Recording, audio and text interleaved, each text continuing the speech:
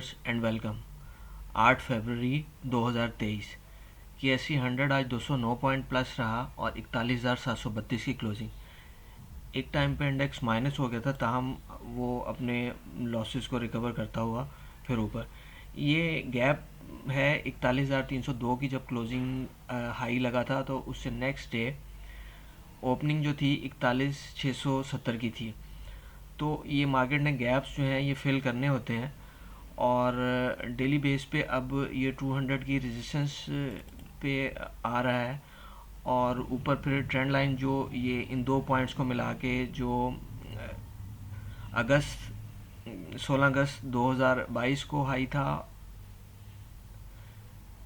43,900 का तकरीबन, और फिर 43,000 का जो हाई था नवंबर में, उन दो पॉइंट्स को मिला के जब हम एक्सटेंड करते हैं तो इस वक्त इसकी जो वैल्यू है वो 42,400 के करीब बन रही है। तो ये 200 की एवरेज और 42,300 जो है ये रेजिस्टेंस के तौर पे एक्ट कर सकता है। और चूंकि IMF के साथ बेल आउट पैकेज पे भी बातचीत हो रही है तो उसका देखें क्या रिजल्ट्स आते हैं। इंडिविजुअल शेयर्स की बात करें तो OGDC बुल ट्रेंड के शेयर्स की बात करें तो आज इसमें ये दो मुसलसल गैप आने के बाद आज इसमें कुछ ट्रेडिंग एक्टिविटी देखने में आई। 2 दिन तो वॉल्यूम्स भी कम थे और सुबह खुलते साथ ही ऊपर लॉक हो जाता था। ताहम आज बायर्स हजरात भी और सेलर्स हजरात भी और शॉर्ट सेलर हजरात जो हैं उनको मार्केट ने अच्छा मौका दिया स्विंग ट्रेडिंग का। और ये एक लंबे ब्रेकआउट कंसोलिडेशन के बाद इसने ब्रेकआउट लिया हुआ है, जो कि तकरीबन काफ़ी अरसे, साल 1.5 साल इसमें कंसोलिडेशन होती रही एक रेंज के अंदर। ये मैंने ट्रेंड लाइंस ड्रा की हुई हैं, ऊपर की भी और नीचे की भी। इनके अंदर एक ट्रेडिंग होती रही और उसके बाद फिर अब ये ऊपर के टारगेट्स देता हुआ, जो कि तकरीबन 110 रुपये के करीब बन रहा है। लेकिन ये अप एंड डाउन होता रहेगा, ये नहीं है कि स्ट्रेट फॉरवर्ड हो जाएगा। और मेरी बात सुन के बाय भी ना कर लीजिएगा, क्योंकि ये सीखने की चीज़ है और स्टॉप लॉस मस्ट होना चाहिए, एग्जिट प्लान लाजमी होना चाहिए इसमें। इसके अलावा बुल कंपनी की बात करें जो वॉल्यूम लीडर में भी आज रही, सुई नॉर्दर्न है। ये भी अपनी इस ट्रेडिंग रेंज के अंदर जो कि 45 और 36 का एरिया है, इसके अंदर ट्रेड हो रहा है। आपको बुल कंपनीज में से वॉल्यूम लीडर में रहा और ये अपने रेजिस्टेंस एरिया में जो 70 रुपये और 72 रुपीज़ का इसका रेजिस्टेंस एरिया है उसे अप्रोच करता हुआ।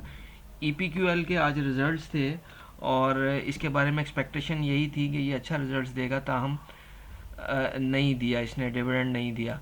और ये एक टेक्निकल में देखें तो ये सेलिंग एरिया था इसका, अगरचे इसका ट्रेंड बुल ही था, कॉन्टीन्यूसली लंबे अरसे से देखें तो ट्रेंड बुल ही चल रहा था। ताहम यहाँ पे रिज़ल्ट आने से पहले जब इसने 29 को ब्रेक करके 29 के अंदर वापस आया तो यहाँ पे एक सेलिंग अपॉर्चुनिटी बन सकती थी शॉर्ट सेल के लिए। इसके अलावा TSPL एक ऐसी कंपनी है जो मैं मुसलसल, मेरी वीडियोस प्रीवियस भी देखें तो मैं जिक्र कर रहा था कि ये अपने बुल ट्रेंड को रिज्यूम करती हुई और ये अपने हिस्टोरिकल हाई पे तकरीबन पहुंच गई है within no time, within 2 months. और ये मुसलसल, मैं प्रीवियस वीडियोस मेरी देख लें, मैं इसमें यही जिक्र कर रहा था कि ये स्ट्रॉन्ग बुल ट्रेंड में चल रही है।